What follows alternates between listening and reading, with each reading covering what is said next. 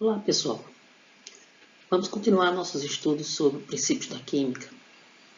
Em relação à solubilidade, eu vou ter, como a gente já viu, por exemplo, no caso do sal e da água, alguns compostos que se dissolvem em outros. Então, por exemplo, eu tenho na dissolução do sal na água, o sal é o soluto.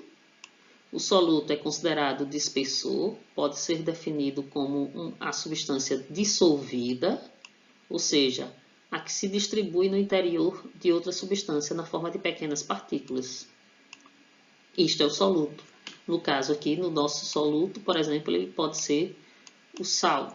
E o solvente, que no nosso caso pode ser a água, é a substância chamada de dispersante, ou seja, é a que permite que o soluto distribua-se no seu interior. Propriedades extensivas e intensivas. Uma propriedade ela pode ser extensiva, ou seja, ela varia conforme a quantidade de matéria na amostra. Por exemplo, a energia liberada numa combustão. Se eu estiver queimando madeira, quanto mais madeira eu colocar, mais energia essa matéria vai liberar. A massa de um objeto, por exemplo, a própria madeira, quanto mais madeira eu colocar, mais massa eu vou ter. Então, a partir do momento que eu coloco uma maior quantidade de matéria na amostra, a propriedade vai variar. Essa propriedade pode ser a energia liberada da combustão, pode ser a massa. A propriedade intensiva não depende da quantidade de material na amostra. Exemplo, temperatura. Por mais que eu coloque madeira aqui na combustão, essa temperatura de queima não vai ser alterada. Ou a densidade também. Ora, densidade é o quê?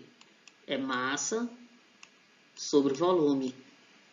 Então, se eu colocar mais matéria, tanto eu vou estar colocando mais massa como mais volume. Se eu coloco mais massa e mais volume, eu não vou estar alterando a densidade. Então, tanto faz, por exemplo, eu colocar 1 grama de água que ocupa 1 centímetro cúbico de volume, como tanto faz eu colocar, por exemplo, 10 gramas de água, e esses 10 gramas vai ocupar 10 centímetros cúbicos. 10 dividido por 10 vai dar o mesmo 1. Então, a alteração da quantidade de matéria não altera a propriedade intensiva. Vamos ao exercício. Adiciona-se excesso de água líquida ao sistema formado por cubos de gelo, cloreto de sódio e glicose. Após a fusão completa do gelo, quantos compostos compõem a mistura final obtida?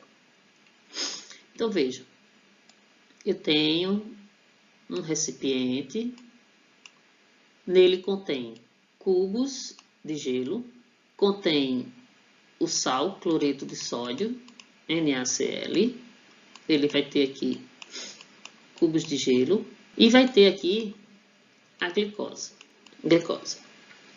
E aí então ele está dizendo, adiciona-se água líquida. Então ele adiciona água líquida aqui. Então ele está colocando mais água. Após a fusão completa do gelo, então o gelo todo derreteu. O gelo todo derreteu. Se ele derreteu, ficou somente água líquida, né? Após a fusão completa do gelo, quantos compostos compõem a mistura final? Quantos compostos eu vou ter? Água, glicose e sal. 3 compostos. Por hoje é só. Esta é a bibliografia utilizada nos slides e bons estudos.